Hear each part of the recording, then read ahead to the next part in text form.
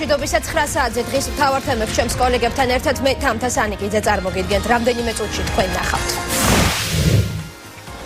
სტიქია კახეთში სოფელ რუისპირში მოსულმა სიტყვამ დარგავები მთლიანად გაანადგურა. 100% არაფერი აღარ არის ძირითადში. ატამიშვილი აღარ აქვს. ხეხილი, ვაშლი, პლანტაცია მაქვს, ხილის აღარ განადგურებულია ყველაფერი. კომისიამ დაიწყო უკვე მუშაობა დაახლოებით 100%-ით არის განადგურებული ყველაფერი. რა აბსოლუტურად ეს იყო კატასტროფა. სამნაირი სიტყვა წლებია რომ არ ახსოვს ამ შემთხვევაში. გაიხსენონ რა არის ევროპული გასეულებები და შეიძლება კარგიც იყოს. შეიძლება საკუთარ თავს მოუწოდოს. შეხვედრა მედიასთან პრემიერ-მინისტრი ჟურნალისტების შეკითხვებს 3 საათის განმავლობაში პასუხობდა. ჩაერთვებიან თუ არა იშხნის რესტავრაციაში ქართველი სპეციალისტები. ქართული და თურქული მხარეები ერთმანეთს 12 აპრილს ანკარაში შეხვდებიან. სტიქია კახეთში ძლიერი ქარიშხლისა და სეტყვის გამო თელავის რაიონის 4 სოფელია დაზარალებული. განსაკუთრებით მძიმე მდგომარეობა სოფელ რუისპირში, სადაც 10-მდე საცხოვრებელის სახლი დაიტბორა. განადგურდა ვენახებიც. ზარალის დამთვრელი კომისია უკვე შექმნილია. მადონა ბატიაშვილი ჩაგვართვება ახლა კახეთიდან პირდაპირ ეთერში. მადონა, თუ არის უკვე წინასწარ ცნობილი ზარალის ოდენობა? დიახ, თელავის რაიონის სოფლები იყალთო, რუისპირი, ყარაჯალა და წინანდალი, ასევე ვარდისუბანი დაისეთყვა. ყველაზე მეტად ამ სოფლებიდან დასეტყვილი არის სოფელი რუისპირი, სწორედ სტიქიის ეპიცენტრი იყო ეს სოფელი. ადგილობრივები ამბობენ, რომ სეტყვა 20 წუთის განმავლობაში გრძელდებოდა და განადგურებული არის მრავალწლიანი ნარგავები. როგორც ადგილობრივები აცხადებენ, ძირითადად ატმის ბაღები, ხეხილის ბაღები არის განადგურებული და ვენახები. სეტყვას თან ერთოდა ძლიერი წვიმა, რის გამოც რამოდენიმე საცხოვრებელი სახლის პირველი სართულებიც არის დატბორილი. სოფელში უკვე იმყოფება გამგეობის სპეციალური კომისია, რომელიც ზარალს დაითვლის. ჩვენ ახლა შეგვიძლია მოვისმინოთ დაზარალებულების კომენტარები. 120 ძირი ატამი აქ მაქვს, 100 მეტრაში მაქვს 120 ძირი ატამი ისევ, კიდე ვენახი მაქვს, იქა საფერავის ვენახი მაქვს კიდე და განადგურებული ასუნთელთა უყურე რა ხდება. 100%-ით არაფერი აღარ არის ძირითადში. ატამიშვილი აღარ აქვს. ხეხილი, ვაშლი, პლანტაცია მაქვს, ხილის აღარ განადგურებულია ყველაფერი. ვენახი 40%-ით ფლღა იქნება რაღაც, შეიძლება არც იყოს. იმის გამო რაც კვეთი იყო გამოშვილი აღარ არის. ოთახებში წვიმა ჩამოვიდა, რაც პატარა რაღაცა შევძელით და შინ ოთახი გაფრთხებულია კიდევ დაბლა პროგრამე დაზიანდა და ნაკვეთიც ეს რაღაც ხილი დგა, ვენახია კონკრეტულად. კომისიამ დაიწყო უკვე მუშაობა დაახლოებით 100%-ით არის განადგურებული ყველაფერი. რა აბსოლუტურად ეს იყო კატასტროფა რაღაც. ამნაირი სიტყვა წლებია რომ არ ახსოვს ამ სოფელს. როიტვენ არაფერი არ არის საერთოდ დატოვილი, თქვენ ნახავთ კიდეც და თქვენი თვალით ხედავთ რა მდგომარეობაა ჩვენ სოფელში. მიიღებენ თუ არა წელს რუისპირში ატმის მოსავალს, ამაზე პასუხის გაცემას ხვალ სპეციალური კომისია ზარალის დათვლის შემდეგ შეძლებს. მანამდე კი ცნობილია, რომ არც ერთ სოფელში არ არის ინფრასტრუქტურული ზიანი. მადლობთ მადონა, ეს იყო მადონა ბატიაშვილი და პირდაპირ ჩართვა თელავიდან, სადაც სტიქიამ 4 სოფელი დააზარალა. პრემიერის შეხვედრა მედიასთან ბიძინა ივანიშვილმა დღეს ტელევიზიებისა და გაზეთების რედაქტორების შეკითხვებს უპასუხა. აგვისტოს მოვლენების გამოძიება, პრეზიდენტის შესაძლო დაკითხვა, ძველი კადრები პროკურატურაში, კოალიციის საპრეზიდენტო კანდიდატის სასამართლო რეფორმა და 19 აპრილს დაანონსებული აქცია. ეს თემების არასრული ჩამონათვალია.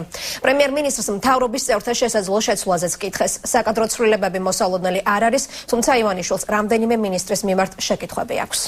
იქნებ გაიხსენონ რა არის ევროპული გასეულებები და შეიძლება კარგიც იყოს. შეიძლება საკუთარ თავს მოუწოდებენ. აი ნახევრად ხოვრობით, ესე შეიძლება ამას მოუწოდოთ, რომ შეიძლება საკუთარ თავს მოუწოდონ და მერაბიშვილმა იქნებ გაიგოს რა არის ევროპული გასეულებები და ანგარიში გაუწიოს მას მომავალში. ანეკდოტური ასე უწოდებს პრემიერ-მინისტრი მისი წინამორბედის ვანო მერაბიშვილის მიერ ევროპულ ღირებულებებზე საუბარს. ბიძინა ივანიშვილს 19 აპრილის აქციის გამართვის მიზეზზე საუბარი უჭირს, თუმცა ამბობს, რომ ყველა შემთხვევაში გამოხატვის თავისუფლება დაცული იქნება. მერაბიშვილი მიგვანიშნებს 26 მაისის მერე, ვინც ეს ვისი ხელებითაც ეს მოხდა ყველაფერი, ჩვენ რომ ევროპასეულებები დავიცვათ, რა თქმა უნდა, ანეკდოტურია და გასაგები ეს ყველასთვის რაც ხდებოდა და რაც რისი სურვილიც აქვთ. სვათაშორის მე როგორც მომდის ინფორმაცია, არიციან როგორ გამოძრონ აქედან, რომ უარი თქვან 19 აპრილზე და როგორ გამოვიდნენ აქედან, რამე თუ თვითონაც კარგად იციან, რომ რა ეფექტსაც მიიღებენ და რაც იქნება. 19 აპრილს ჩვენ მოუწოდეთ მოსახლეობის იმ ნაწილს, რომელიც ხალხს უჭერს საქართველოს ევროპულ გზას, რომ მოვიდეს და დააფიქსოს თავის პოზიცია კიდევ ერთხელ. ეს არის და ეს 19 აპრილის აქცია არ არის მიმართული ხელისუფლების წინააღმდეგ, არ არის მიმართული იმისკენ, რომ ხელისუფლება შეცვალოს ან დაამხოს. ქართული ოცნების წინა საარჩევნო დევიზის სამართლიანობის აღდგენა. პრემიერს მთავარმა რედაქტორებმა შეკითხვა შეკითხვები ამ თემის გარშემოც დაუსვეს. ბიძინა ივანიშვილის განცხადებით დანაპირების ძირითადი ნაწილი შესრულებულია, რადგან დღეს წინა ხელისუფლების რეჟიმისაგან განსხვავებით საზოგადოებაზე ძალადობა აღარ ხორციელდება. შეკითხვებია პროკურატურასთან დაკავშირებით პრემიერს კითხვები რამდენიმე მინისტრთანაც აქვს. ძალიან ბევრი თანამშრომელია პროკურატურაში დღეს, რომელიც წინა ხელისუფლების დროსაც მოვაწეობდა. ზოგიერთი საქმე ანეკდოტურიცაა, მე მითხრეს რამდენიმე საქმე, რომ იგივე პროკურორი იძიებს ერთი მხრიდან იძიებდა წინა ხელისუფლების პირობებში, მეორე მხრიდან დღეს. პოლიციაშიც ბევრია კითხვები. მე მინდა ერთ რამზე შევაჩერო თქვენი ყურადღება, რომ პროკურატურას რაც შეეხება, პროკურატურას ჭირდება აუცილებლად კვალიფიცირებული პროკურორი, თუ პოლიციაში შეიძლება ნებისმიერი ტიპის თანამშრომელი და მოქალაქე მიიყვანო და დაასაქმე, ეს არ შეიძლება პროკურატურაში. ამავდროულად ჭირდება გამოცდილება, გამოძიების წაყვანას. არის კითხვები ერთ-ორ მინისტრზე და სამინისტროზე, არ ვიჩქარებ. საზოგადოებაშიც ეს ნელ-ნელა ალბათ გამოვა, მაგრამ არაფერი კატასტროფა არ ხდება, ზოგადად ძალიან კარგი მთავრობა გვყავს, არავის ცვლილებას არ ვაპირებთ. იუსტიციის მინისტრის განცხადება აგვისტოს ომთან დაკავშირებით პრეზიდენტის დაკითხვის თაობაზე კვლავ აქტუალურია. პრემიერ-მინისტრის თქმით, სასამართლოს წესით პრეზიდენტის დაკითხვა მიღებული პრაქტიკაა და საჭიროების შემთხვევაში ის ყოველივე ამას გაგებით უნდა მოეკიდოს. სამარცხვინოა, როცა საქართველოს მთავრობა იწყებს გამოძიებას და ლამობს და ამტკიცოს, რომ საქართველოს ამზადებს ტერორისტებს და აფინანსებს და აგზავნის რუსეთის ტერიტორიაზე. შემდეგ ცდილობს გამოძიება დაიწყოს და დაამტკიცოს, რომ საქართველოს არის აგრესორი და საქართველოს დაიწყო ომი. ეს არის სწორედ ის, რაც არის აბსოლუტურად მიუღებელი და მართლაც სამარცხვინო საქართველოს დღევანდელი მთავრობის ქმედებებში. სტალიანის ჯგუფის, საგამოძიებო ჯგუფის ჩანაწერები თუ გინახავთ, ევროპას სხვა წარმოდგენა აქვს და იცის პრინციპში რა მოხდა და როგორ მოხდა. საქართველოში აბსოლუტურად განსხვავებულ ინფორმაციას ავრცელებს ჩვენი წინა ხელისუფლება და ავრცელებდა და ავრცელებს დღესაც. ნებისმიერი გამოძიება, ნებისმიერი საქმის გამოკვლევა არ დააზიანებს ჩვენს იმიჯს.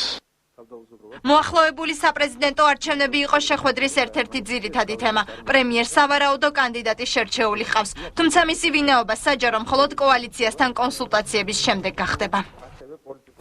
შეხვედრაზე შეკითხვა დაისვა საზოგადოებრივმა უწყებელზეც ბიძინა ივანიშვილის თქმით, მთავრობას და არც ერთ პოლიტიკურ ძალას საშუალება არ უნდა ჰქონდეს ტელევიზიის საქმიანობაში ჩაერიოს. პრემიერ-მინისტრი მაუწყებლის შესახებ მომზადებული კანონპროექტსაც გამოეხმაურა, რომელიც პარლამენტში განიხილება. გვანცა პაპავაძე განაგრძობს თემას პირდაპირ ეთერში, გვანცა უფრო კონკრეტულად რას ფიქრობს პრემიერი მაუწყებლის შესახებ. ბიძინა ივანიშვილის განცხადებით საზოგადოებრივი მაუწყებელი ჭეშმარიტად საზოგადოებრივი ინტერესების გამტარებელი უნდა იყოს და მის მუშაობაში ჩარევის უფლება არც ერთ პოლიტიკურ ძალას არ უნდა ჰქონდეს. პრემიერ-მინისტრი ამბობს, რომ საზოგადოებრივი მაუწყებლის შემცველი ვერც ერთი კერძო ტელეკომპანია ვერ იქნება მის მიმართ საზოგადოებას განსაკუთრებული განწყობა აქვს, რადგან საზოგადოებრივ მაუწყებელს სწორედ მოქალაქეები აფინანსებენ. მიუკერძოებელი ვიღაცის დაფინანსებული უფრო ცუდია ვიდრე საზოგადოებრივი. კარგია ის მუხტი, რომ თვითოული მოქალაქე ერთ ლარსაც მაინც წლის განმავლობაში რომ იცის, რომ მისი პოლიტიკაა, სხვანაირი პრეტენზია აქვს ამ ტელევიზიაზე. ამიტომ ჩვენ ყველაფერი უნდა გავაკეთოთ, ეს პრინციპული საკითხია. ყველაფერი უნდა გავაკეთოთ იმისათვის, რომ საზოგადოებრივი ტელევიზია ემსახურებოდეს საზოგადოებას. ამას ვერ შეძლებს ვერც ერთი კერძო ტელევიზია, როგორც არ უნდა დაფინანსდეს. 100 წლის წინათაც რომ დაფინანსდეს მაინც. ეს დამოკიდებულება, რაც არსებობს საზოგადოებასა და ამ ტელევიზიას შორის, არის ძალიან დიდი მუხტი დამატებითი მუხტის შემქმნელი. ამისთვის უნდა გაკეთდეს ყველაფერი და ძალიან ვთხოვ ყველას, ეს ჟურნალისტია, ხელმძღვანელია, ბორდის წევრია თუ პოლიტიკოსია, თავიდან ამოიღონ. აუცილებლად მე გარწმუნებ და ვარწმუნებ საზოგადოებას. ჩვენ შევძლებთ, დავალაგებთ საზოგადოებას და მათ რიცხვში შევძლებთ, რომ საზოგადოებრივ ტელევიზიას ჰქონდეს შესატყვისი ადგილი, რაც ეკუთვნის. საზოგადოებრივ მაუწყებელზე გაკეთებულ განცხადებას მაუწყებლის შესახებ კანონპროექტის ინიციატორი ლაშა ტუღუში გამოეხმაურა. მისი განცხადებით კანონპროექტის საკომიტეტო მოსმენებს ორჯერ დაუბრუნდა. ლაშა ტუღუში იმედს გამოთქვამს, რომ პარლამენტი კანონპროექტს კენჭს უახლოეს მომავალში უყრის. მე არ მგონია, რომ მნიშვნელოვანი ცვლილებები იქნეს შეტანილი ამ კანონპროექტში. კანონპროექტი ორჯერ დაბრუნდა, ეხლა მე როგორც ვიცი, კვლავ აპირებენ შეტანას და ამჯერად იმედი მაქვს, რომ უკან აღარ დაბრუნდება და დაადგება საშველი და იქნება მიღებული კარგი დაბალანსებული კანონპროექტი. პრემიერ-მინისტრისა და მედია საშუალებების მთავარი რედაქტორების შეხვედრაზე ყურადღება ასევე გამახვილდა ქვეყანაში მიმდინარე სხვა მნიშვნელოვან მოვლენებზე. ბიძინა ივანიშვილი შეკითხვებს 3 საათის განმავლობაში პასუხობდა. მადლობთ გვანცა პაპავაძე საუბრობდა პირდაპირ ეთერში. მესამე ცენტრი ქართულ პოლიტიკაში პრემიერ-მინისტრ სურს კოალიციისა და ნაციონალური მოძრაობის გარდა კიდევ ერთი ძალა გაჩნდეს. ნინო ბურჯანაძე, სალომე ზურაბიშვილი, ირმა ინაშვილი, ბიძინა ივანიშვილი იმ ადამიანებსაც ასახელებს, რომლებსაც მესამე ცენტრად მოიაზრებს. მთავრობის ხელმძღვანელმა თითოეულ მათგანს გააქტიურებისკენ უკვე მოუწოდა. ადრესატებისთვის წინადადება მისაღებია. სააკაშვილს რომ არ დაენგრია ოპოზიცია და შენიშვნებზე რეაქციები გაეკეთებინა, აი ეს არ მოხდებოდა, რაც მივიღეთ ჩვენ. ბიძინა ივანიშვილი წინა ხელისუფლების შეცდომების გამეორებას არ აპირებს და არასაპარლამენტო ოპოზიციას მესამე პოლიტიკური ცენტრის ჩამოყალიბებას სთავაზობს. პრემიერ-მინისტრმა დღეს მხოლოდ 3 პოლიტიკური ძალა დაასახელა და მათ გააქტიურებისკენ მოუწოდა. მესამე ძალის სურვილი გამაჩნია და არ მალავ.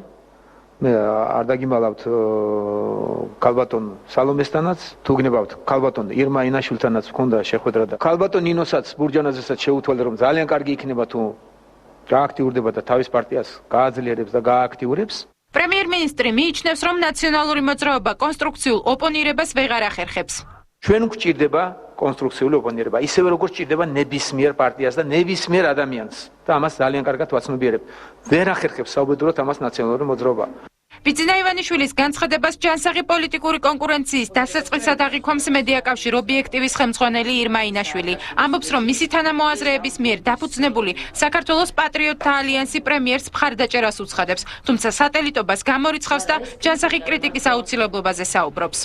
ამას ქვია ჯანსაღი ოპონირება და არა კრიტიკა გაბოროტებული პოლიტიკური ძალის მხრიდან. ასეთი ჯანსაღი პოლიტიკური კრიტიკის დეფიციტი ნამდვილად არის ქვეყანაში. დემოკრატიული მოძრაობა პრემიერის შეთავაზებას მიესალმება. მათ ხელში არის ეხლა ის, რომ შეიქმნას ნორმალური გარემო იმისთვის, რომ ესეთი პოლიტიკური პარტიები არსებობდნენ და მათ შესძლონ გამოამჟღავნონ თავისი შესაძლებლობები. მედიის შეკითხვებს Facebook-ის საშუალებით უპასუხა სალომე ზურაბიშვილმა. ის რაც მან განაცხადა არის ზუსტად შესატყვისი იმისი, რაც გვილაპარაკია, არც მეტი, არც ნაკლები. ალბათ დროც დადგა და ჩვენი მედია სივრცე უნდა მიეჩვიოს სიმართლის მოსმენას და მიხვდეს, რომ ამ მართალი სიტყვის უკან არაფერი სხვა და საიდუმლო გეგმები არ იმალება. ქართული დაცვის ლიდერი ფიქრობს, რომ მესამე პოლიტიკური ცენტრის საჭიროება ქართული ოცნების შეცდომებმა გამოიწვია. ეს გამოიწვია ქართული ოცნების საპარლამენტო წარმომადგენლობის მიერ არათანმიმდევრულმა ნაბიჯებმა, რაც შეეხება ამ სივრცის შევსებას და დაკავებას მესამე ძალის, ამას ვერც მე და ვერც პრემიერ-მინისტრი ვერ გადავწყვიტათ, ეს უნდა გადაწყვიტოს ქართულმა საზოგადოებამ. კონსტრუქციული ოპოზიციის საჭიროებას ხედავს თავისუფალი საქართველოს ლიდერიც, თუმცა მიიჩნევს, რომ გადაწყვეტილება ქართველმა ხალხმა უნდა მიიღოს.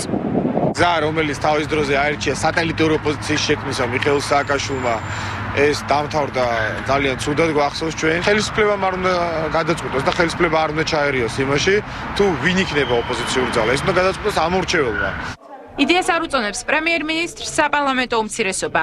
ის რომ პრემიერ-მინისტრი გეგმავს საქართველოში რამდენი პოლიტიკური ძალა უნდა იყოს და ვიღაცებს ააქტიურებს და ვიღაცებს პირიქით უკლავს აქტიურობას, ზოგადად ეს არის არ არის კარგი და არის სასაცილო. თუ ივანიშვილი ფიქრობს, რომ ისაც დაანონსა თავიდანვე, რომ მთავრობასაც თვითონ ჩამოაყალიბებს, მერე ოპოზიციას თვითონ შექმნის, მერე სამოქალაქო საზოგადოებას თვითონ შექმნის და ბოლოს სადღაც დაждდება მწვერვალზე და ყველაფერს ერთად უხელმძღვანელებს და როგორც თოჯინებს ისე მართავს თუ ქვეყანას, ხო?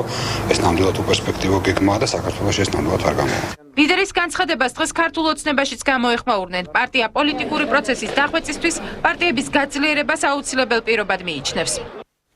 დღესვე პრემიერ-მინისტრი სკანდინავიისა და ბალტიის ქვეყნების საგარეო საქმეთა სამინისტროების პოლიტიკურ დირექტორებს შეხვდა აუდიენცია მრავალმხრივი თანამშრომლობის ფორმატის ფარგლებში გაიმართა. საქართველოში მიმდინარე პოლიტიკური პროცესები, ევროატლანტიკურ სივრცეში ინტეგრაცია და ვილნიუსის სამიტის საუბრის მთავარი თემები იყო.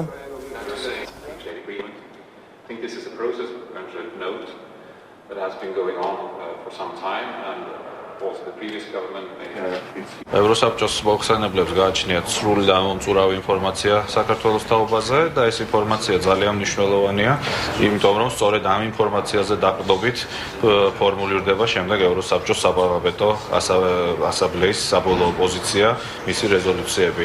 ამიტომ ჩვენი სურვილი და ჩვენი მზადყოფნა ყოველთვის არის, რომ შევხვდეთ ამ ადამიანებს, მივაწოდოთ მათ ამომწურავი ინფორმაცია ქვეყანაში მიმდინარე პროცესებზე, როგორც პოზიტივზე, ისე ნეგატივზე, როგორც კარგზე, ისე იმაზე, რაც ჩვენი შეფასებით ცუდია და იწვევს შეშფოთებას.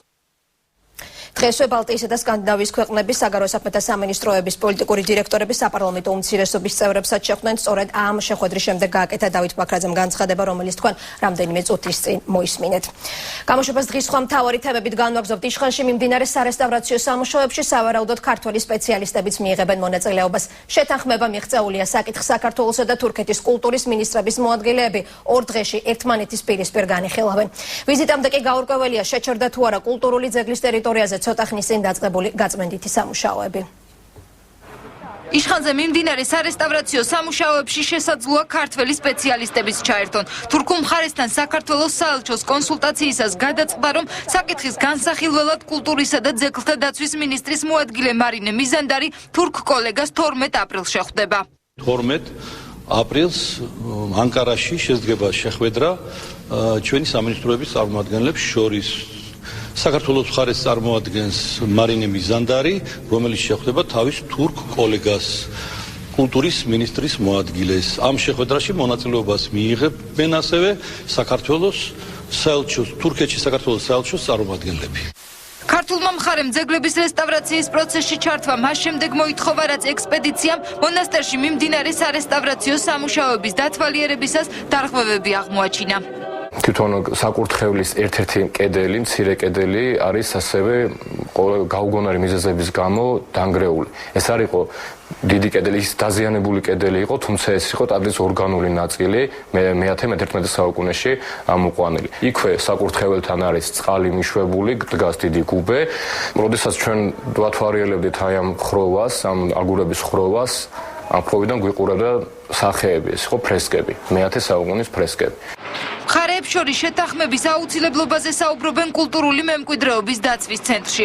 სპეციალისტები ტაძრის ტერიტორიაზე მძიმე ტექნიკის შეყვანას აპროტესტებენ და ამბობენ, რომ სარესტავრაციო სამუშაოები ქართული მხარის ჩართვის გარეშე არ უნდა განახლდეს.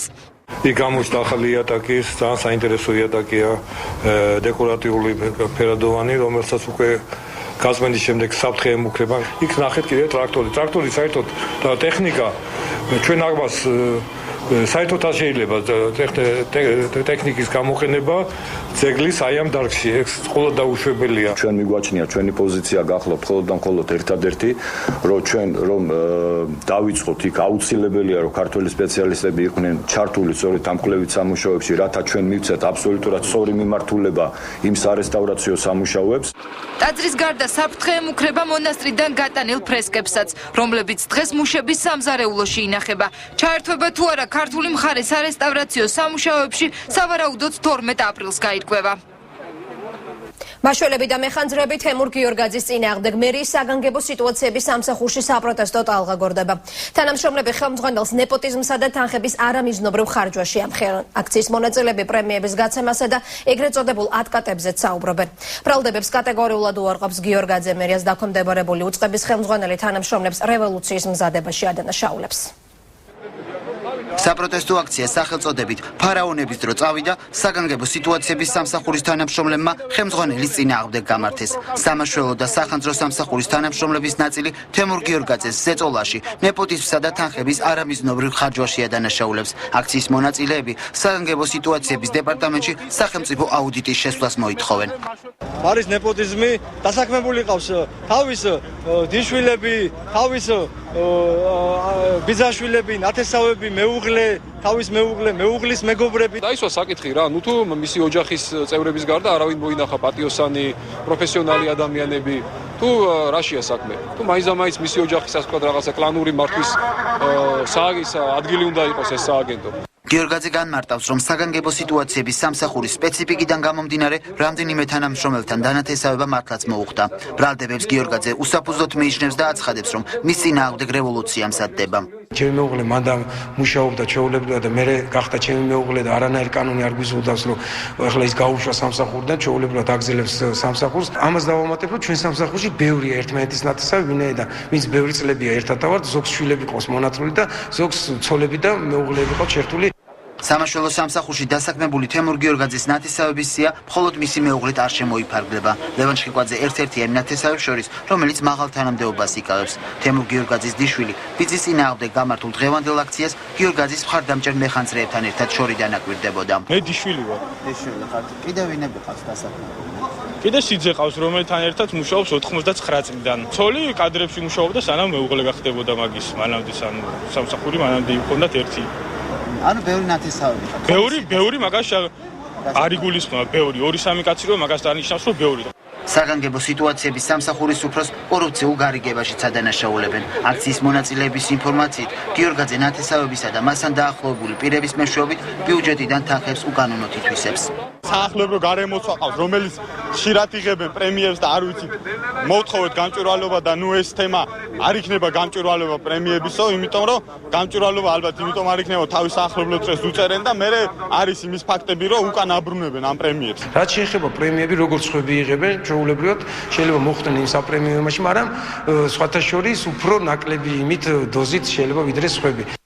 ეს არის სახლი თბილისის ზღვაზე, რომელიც საგანგებო სამსახურის უფროს ეკუთვნის. აქციის მონაწილეების ინფორმაციით, გიორგაძე სახლის მოპირკეთებისას მეხანძრეებს და მაშველებს უსასყიდლოდ ამუშავებდა. ეს არის რომ გაიგოს გიორგაძემ, რომ კანალიზაციას არ გაუწვიდავს მეხანძრე. კანალიზაციის გამწმენდი არც ერთი მეხანძრე არ იქნება, მისი პირადი ოჯახი. საგანგებო სამსახურის თანამშრომელთა მოთხოვნებს დღეს გამართულ აქციაზე პროკავშირებით შეუერთდნენ. ისინი ქალაქის მთავრობას და ხელისუფლებას სათანადო რეაგირებისკენ მოუწოდებენ. ადამიანის ცხოვრების შინაგან საქმეთა სამინისტრო ახალ სტატისტიკას აქვეყნებს. ქვეყანაში დანაშაულის ზრდის მაჩვენებელმა იკლო. წინა წელთან შედარებით მაჩვენებელი 50%-ით არის შემცირებული. ანალიტიკური დეპარტამენტის საინფორმაციო ცენტრმა მონაცემები ახალი მეთოდოლოგიით დაამუშავა. დანაშაულის ზრდის მაჩვენებელმა 50%-ით იკლო. თუკი 2012 წლის პირველ 3 თვეში დანაშაულის 20%-იანი ზრდა დაფიქსირდა, 2013 წლის პირველ კვარტალში ზრდის მაჩვენებელმა 10%-მდე დაიკლო. 2013 წლის მონაცემები თითქმის თანაზომადია 2009-2010 წლებში არსებულ სტატისტიკასთან, როდესაც საქართველო ევროპაში ერთ-ერთ უსაფრთხო ქვეყანად მიიჩნეოდა. დანაშაულის ზრდის კლებასთან ერთად 4-5%-ით გაიზარდა დანაშაულის გახსნის მაჩვენებელი. რაც ეხება 10%-იანი მატების ახსნას, ძალიან მარტივია ეს მიმდინარე ბოლო მოვლენებიდან გამომდინარე. პირველი ეს გახლავთ ხელისუფლების გადაბარების პროცესი, მეორე ფაქტორი თვითონ სამინისტროს შიგნით განხორციელებული პირადი შემადგენლობის გარკვეული როტაცია. მესამე ფაქტორი აქამდე არ ნახული და უპრეცედენტო ამნისტია და ასევე პერმანენტურად მიმდინარე შეწყალების პროცესები და კიდევ ერთი მნიშვნელოვანი ფაქტორია, რაც გახლავთ მიმართვიანობის გახსნა. 2013 წლის იანვარი-მარტის სტატისტიკური მონაცემები დღეს ჟურნალისტებს შინაგან საქმეთა სამინისტროში დანაშაულის აღრიცხვიანობის ახალი მეთოდოლოგიის პრეზენტაციაზე ანალიტიკური დეპარტამენტის წარმომადგენლებმა გააცნეს. ახალი ელექტრონული მეთოდოლოგია დანაშაულის სრულყოფილ აღრიცხვიანობას უზრუნველყოფს. ეს შინაგან საქმეთა სამინისტროს ანალიტიკური დეპარტამენტის საინფორმაციო ცენტრია, სადაც ახალი ელექტრონული პროგრამით დანაშაულის სტატისტიკას ითვლიან. საინფორმაციო ცენტრს ყველა საგამოძიებო ორგანოდან, შინაგან საქმეთა სამინისტროდან, პროკურატურიდან, სასჯელახსრულებიდან, სამხედრო პოლიციიდან დაფიქსირებული დანაშაულის შესახებ ინფორმაცია ერთიანი ელექტრონული ბაზის მეშვეობით მიეწოდება. მანამდე სტატისტიკას ანალიტიკური დეპარტამენტი სააღრიცხვო ბარათებით აწარმოებდა. ჩვენთან შემოდიოდა ბარათის სახით და შედიოდა შიდა მოხმარების პროგრამაში. შემდეგ აქედან ხდებოდა დანაშაულის დათვლა. ხოლო 2012 წლიდან იუსტიციის სამინისტროს მიერ შეიქმნა ერთობლივი, ესე ვთქვათ, პროგრამის სახით, საიდანაც ხდება ერთობლივი დანაშაულის უკვე ელექტრონიზაცია და აქედან ვახდენთ სტატისტიკის ამოთვლას. სააღრიცხვო ბარათების სისტემის მინუსები ის იყო, რომ სააღრიცხვო ბარათების სრულად ყოველთვის მოსვლა არ ხდებოდა. იყო ხანდახან იყო პოსტის ხარვეზები, ასევე სხვადასხვა გარემოებების გამო ხშირად ვერ ხდებოდა ზუსტად ყველა ბარათის გადმოგზავნა ხდებოდა, რომ მიუხედავად იმისა, რომ იყო ზუსტი ინსტრუქცია რა დროში უნდა გადმოეგზავნათ, გვიანდებოდა მათი გადმოგზავნა საინფორმაციო ცენტრში. შესაბამისად ზუსტი აღრიცხვა ბოლომდე ყველა დანაშაულისა არ ხდებოდა. ახალი მეთოდოლოგიით დანაშაულის აღრიცხვა და სტატისტიკური მონაცემების დაჯამება პირველად მოხდა. ახალი მეთოდოლოგია ძველთან შედარებით დანაშაულს 5-6%-ით მეტს აჩვენებს, რაც ზუსტი აღრიცხვიანობით აიხსნება. კერძოდ, ელექტრონული სისტემით დათვლილი დანაშაულის მიხედვით 2013 წელს წინა წელთან შედარებით დანაშაულმა 16%-ით იმატა. ძველი მეთოდოლოგიით დათვლილი მონაცემების მიხედვით კი 10%-ით. 2013 წლის მონაცემები 2009-2010 წლების შემაჩვენებელს უთანაბრდება, როდესაც საქართველოში კრიმინოგენული ვითარება სტაბილური იყო. ცენტრპოინტის წინააღმდეგ გამოძიება დაიწყო. მოწმდება ჯგუფში შემავალი ყველა კომპანიის ფინანსური საქმიანობა. სამართალდამცავები იკვლევენ, გაიფლანგა თუ არა ამხანაგობების მიერ მენაშენეთა კუთვნილი თანხები არამიზნობრივად. დარღვევის 20-მდე ფაქტი უკვე გამოვლენილია. საუბარია გოთუას ქუჩაზე დაგეგმილ მშენებლობაზე. ძიების პროცესი პროტესტის ფონზე მიმდინარეობს. პროკურატურის წინ ცენტრპოინტისგან დაზარალებული მენაშენეები შიმშილობენ. მაური პროკურატურასთან მას შემდეგ დაიწყო, რაც აქციის მონაწილეებმა შენობის წინ კარვების გაშლა გადაწყვიტეს. ამის საშუალებამაც სამართალდამცავებმა არ მისცეს, რადგან კარვის გაშლის ნებართვა აღებული არ ჰქონდათ. არ დაადგა საშუალი გამოძიებას ვამყარებდით იმედებს და ვის იმედი, რა იმედი? პალატკას ვითხოვთ, რომ ღამე იქ მაინც გაატენოს ხალხმა და იმის უფლებას არ გვაძლევენ. რიგით მე-60 აქციაზე ცენტრპოინტისა და დექსუსის მიერ დაზარალებული პირები პროკურატურისგან სახლის გამოძიებას მოითხოვდნენ. აქციის მონაწილეთა ნაწილმა შიმშილობაც დაიწყო. ცენტრპოინტს გადავეცით 10525 კვადრატული მიწა, რომ დამფუძნებლებს 105 ოჯახს უნდა აღშენებოდა უფასოდ. 12 წელია უკვე თითქმის ხალხი ქუჩაშია დარჩენილი, არა ქირა, არა მშენებლობა. არაფერი აქ აშენებულიც არ არის. საძირკველი გათხარეს და ისევ მიწა მიაყარეს. ანუ ფული არის ბოლომდე გადახდილი, შეჭმული, გაფლანგული და პასუხისმგებელი არავინ არ არის ამ ხალხის წინაშე. აქციის პარალელურად მთავარმა პროკურატურამ ოფიციალური განცხადება გაავრცელა, რომლის თანახმად კომპანია დექსუსიდან ცენტრპოინტ ჯგუფში შემავალი ბინადმშენებლობის ამხანაგობების, შეზღუდული პასუხისმგებლობისა და სააქციო საზოგადოებების საქმიანობის ფინანსურ დოკუმენტაციას გამოძიებას სწავლობს. ამჟამად დასრულებულია ერთ-ერთი კომპანიის ევრაზიის საინვესტიციო სააგენტოს შემოწმება. მითითებულმა სააგენტომ ბინადმშენებლობის ამხანაგობა თაბუკაშვილის დაკვეთით განახორციელა მრავალფუნქციური საცხოვრებელი კომპლექსის მშენებლობის ფინანსირება. რევიზიის მიმდინარეობის პროცესში შემოწმებლების მიერ გამოვლენილი იქნა დაახლოებით 20-მდე ფაქტი. აღნიშნული კომპანიის წარმომადგენელთა მხრიდან მენაშენეთა კუთვნილი თანხების არამიზნობრივ გამოყენებასთან დაკავშირებით. Თქვენი საკითხი უკვე საკითხის გამოძიება მიმდინარეობს და ძალიან სწრაფი ტემპით ობიექტურად და კანონის ფარგლებში დღემდე მიდის ფულის გამთავრობა. არა, ასეთი რამ არ მოხდება. თეთევან ჩახტაურს ფართის ნაცვლად შენობის გეგმა და თანხის გადახდის დამადასტურებელი ქვითრები დარჩა. მისი ადვოკატი მაქინაციურ სქემაზე საუბრობს და იმ შემთხვევებსაც იხსენებს, როდესაც ბინის ყიდვის მსურველებმა თანხა პირდაპირ ცენტრპოინტ ჯგუფის ოფისში გადაიხადეს, თუმცა ქვითრები ცენტრპოინტმა არ გასცა. Უნდა შექმნილი ამხანაგობები ან ცენტრპოინტის ქვეშ დაქვემდებარებული იურიდიული პირები, რომლებიც იღებდნენ პასუხისმგებლობას და ვალდებულებას, რომ შეესრულებინათ გარკვეული მშენებლობა და იღებდნენ თანხებს. მაგრამ თავარია რომ თანხას იღებდნენ ზოგ შემთხვევაში თვითონ ცენტრპოინტის თანამშრომლები, ან გაყიდვის მენეჯერი, ან სხვა სამსახურის უფროსი და თანხის გადახდა ხდებოდა პირდაპირ ცენტრპოინტის ოფისში. ცენტრპოინტის მფლობელები ამტკიცებენ, რომ თანხები მიზნობრივად იხარჯებოდა და იმასაც ამბობენ, რომ კომპანია დექსუსმა მათი ქონება დააყადაღა, რის გამოც ისინი შენობების დასრულებას ვერ ახერხებენ. კითხვა რიტორიკული საწავიდა ჩვენი ფული. წავიდა მშენებლობაზე, ზოგი არის დაუმთავრებელი, რომელიც თავდება და რაც თავარია. ყველაფერი ეს არის ჩვენ გვაქვს საჩივლელი. ჩვენ გვაქვს საჩივლელი, რომ უკანონოდ გაიყიდა ჩვენი ქონება კომპანიისა, რომ ჩვენ დაუკითხავად ბანკის კრედიტების აიყო აღებული, ჩემი საკუთარი ბინები გაიყიდა ისე, რომ არ მომცეს იქიდან ფული. ცენტრპოინტის მიერ დაზარალებულთა რაოდენობა 25,000-მდე მერყეობს. ისინი აქციების გაგრძელებას დამნაშავეების დასჯამდე და ზარალის ანაზღაურებამდე აპირებენ. დავბრუნდით პირდაპირ ეთერში, ეს არის ახალი ცხრაზე. ჰუდონჰესის მშენებლობის ვადამ შესაძლოა 1 წლით გადაიწიოს. ცნობილი ხდება იმ დასკვნის შესახებ, რომელზეც უცხოეთიდან ჩამოსული სპეციალისტები ბოლო 3 თვის განმავლობაში მუშაობდნენ. აღმოჩნდა, რომ ვადის გახანგრძლივების მიზეზი ეროზიის საფრთხეა და არამოსალოდნელი ეკოლოგიური პრობლემები, რომლებსაც ქართველი გარემოს დამცველები პროგნოზირებდნენ. დასკვნის გაცნობის შემდეგ ენერგეტიკის მინისტრი ავტორების არაინფორმირებულობაზე საუბრობს. უცხოელ ექსპერტთა ჯგუფი ხელისუფლებას ხუდონჰესის მშენებლობაზე ერთწლიანი მორატორიუმის გამოცხადებას ურჩევს. მასალების შესწავლისა და სვანეთში ვითარების გაცნობის შემდეგ ქოლადიის გარემოზე ზემოქმედების კომისიის 5 სპეციალისტი მილიარდიან ენერგეტიკულ პროექტზე გარემოს დაცვის სამინისტროს დადებითი ეკოლოგიური დასკვნის გაცემის რეკომენდაციას არ აძლევს. ეხლა თუ ჩვენ ბაიკალამურის მაგისტრალი გვინდა ავაშენოთ, ან ბელამორის კანალი, ერთ კვირაში. რასაც აკეთებდნენ ბოლშევიკები და კომუნისტები, მაშინ გავაკეთოთ კი ბატონო, მაგიც არის გამოსავალი. ოღონდ პასუხს გვენაგებთ მე. ამ მშენებელი ან ინვესტორი, ესე არ გამოვა. ეს არის უმნიშვნელოვანესი საკითხი. ამას უნდა ძალიან სათუთი მოპყრობა, ხვდებით? მე ამის მომხრე ვარ. მე ვარ მომხრე მშენებლობის, ოღონდ გონიერების ფარგლებში. ექსპერტთა ჯგუფის რეკომენდაციებმა, რომელიც სავარაუდოდ გარემოს დაცვის სამინისტროს სამომავლო პოზიციას განსაზღვრავს, შესაძლოა ინვესტორის გეგმები შეცვალოს. არ არის გამორიცხული ჰესის მშენებლობის კიდევ ერთი წლით გადავადებას $1.125 მილიონიან პროექტზე კომპანია ტრანსელექტრიკას უარი მოჰყვეს.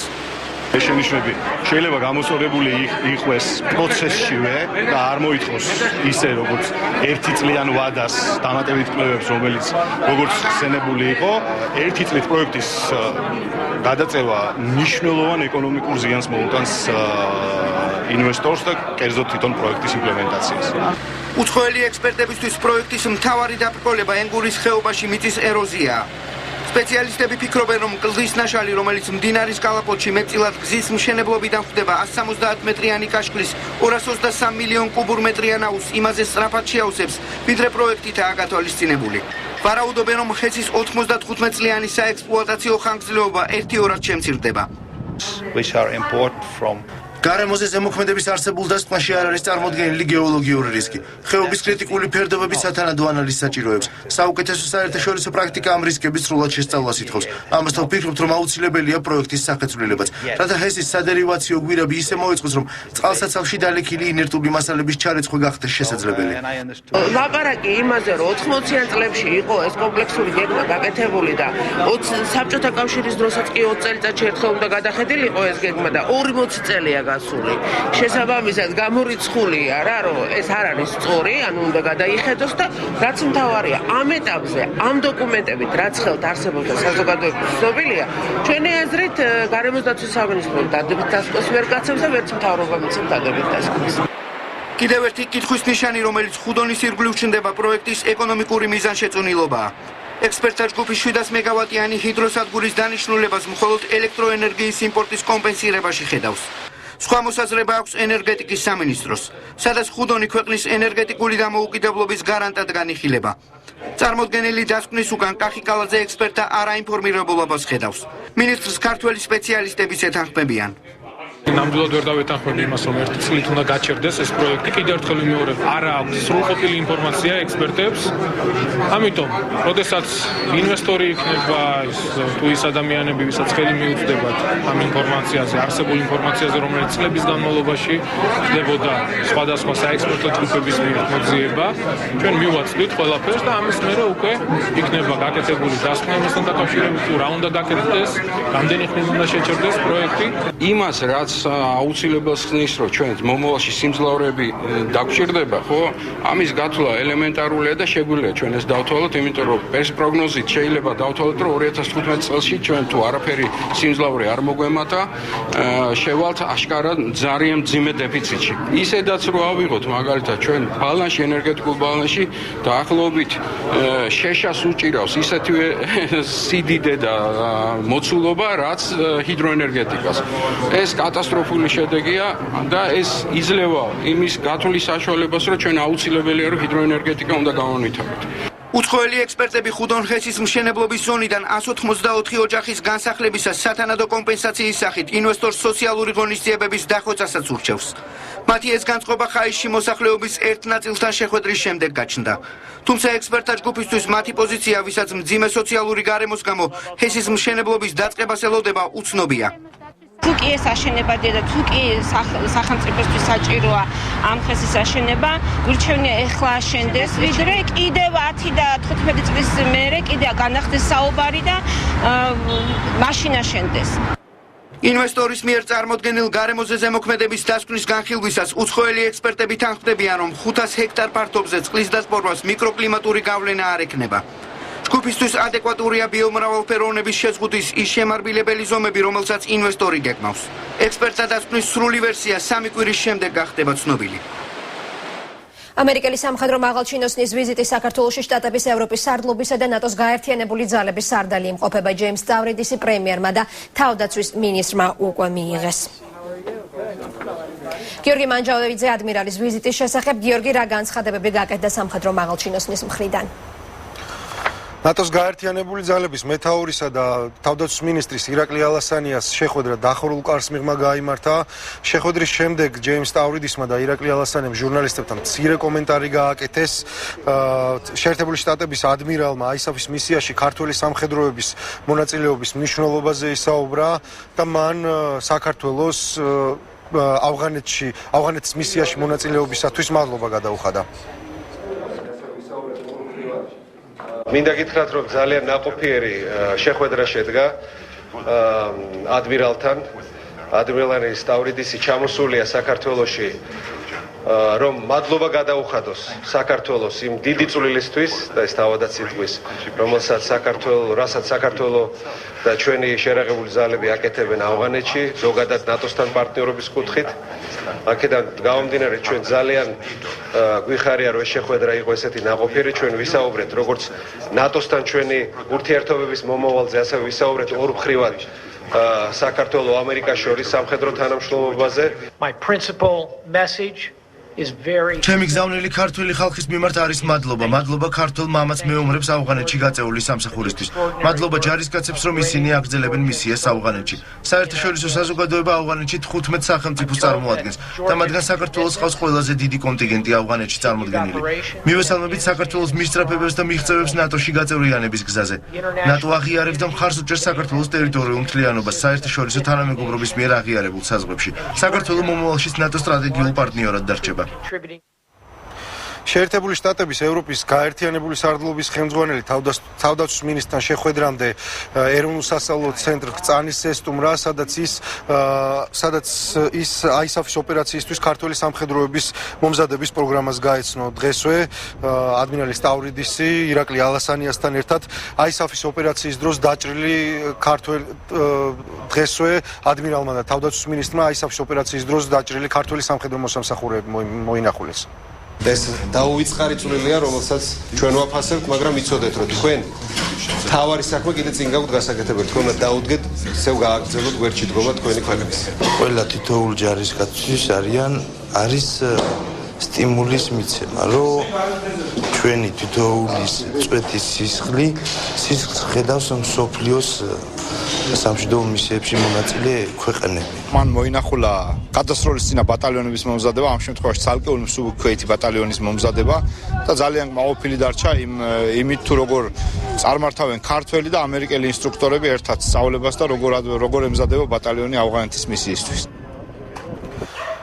ასევე დღესვე ევროპაში მოკავშირეთა ძალების უმაღლესი მთავარსარდალი საქართველოს თავდაცვის მინისტრთან ირაკლი ალასანიასთან ერთად გენერალ-ლეიტენანტ დევი ჭანკოტაძის საქართველოს შეიარაღებული ძალებიდან გაცილების ცერემონიალს დაესწრო.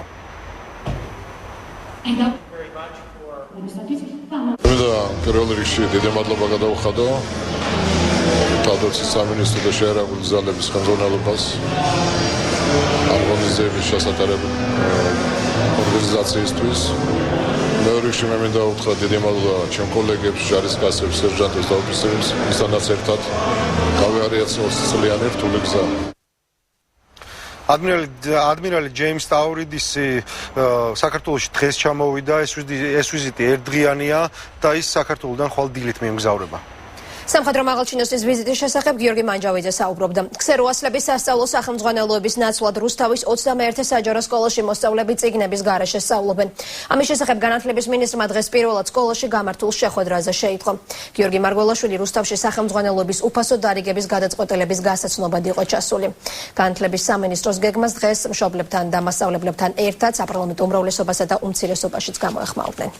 მე რაღაცა გავაფუჭე თურმე, იმიტომ რომ აი ეს ჯდებოდა 10 მილიონი, რომ ეს არა ყოფილიყო ქართულ სკოლებში.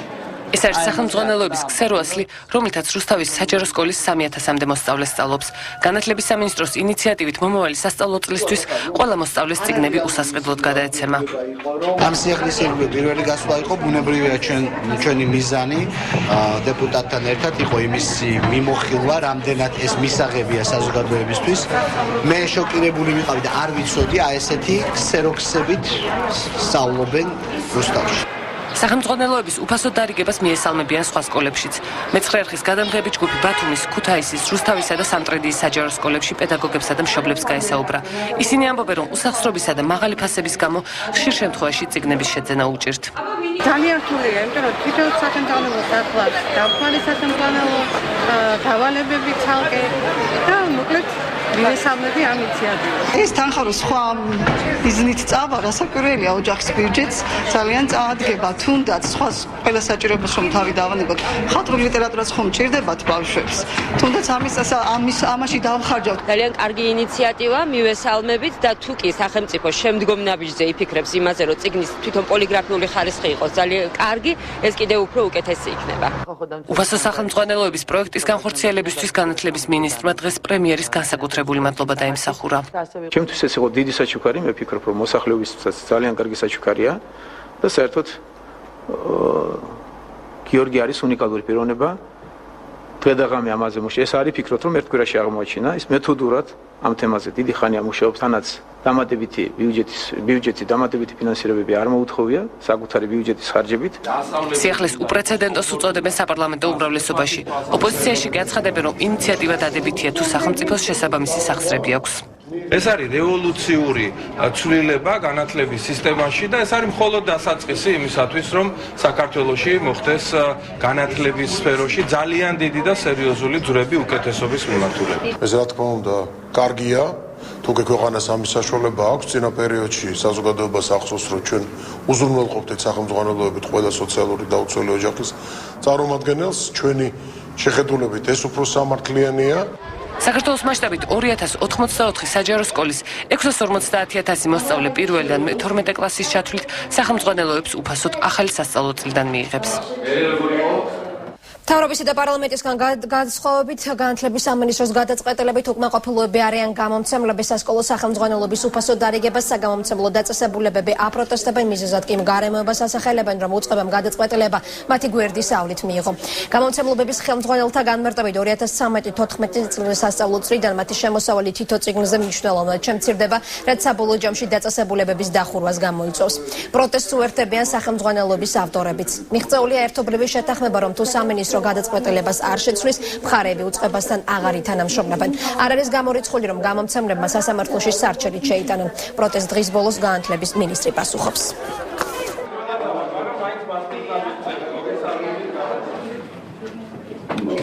ის რომ მინისტრი აცხადებს, რომ თქვენთვის რაც საკმარისია, იმ საკმარისს აიღებდა, ამ საკმარისში თვლის, თქვათ, იმის მე-40-ს, რაც ადრე იყო, რაღაც ამას შემაშფოთა. თუ ეს საკმარისი იყო, ესე იგი ადრეც ყოფილა ეს საკმარისი. ესე მე ვაშავებდი რაღაცას, ხო? უქონდგომავე შევაყენე, ესე ვიღებდი იმაზე მეც, ვიდრე მეკუთვნის, ასე თვლის. ბატონი მინისტრი, ჩვენ მივესალმებით სასკოლო სახელმძღვანელოების უფასოდ დარიგებას სკოლებში, მხოლოდ გვინდა რომ არ მოხდეს ჩვენი ინტელექტუალური საკუთრების ხელყოფა.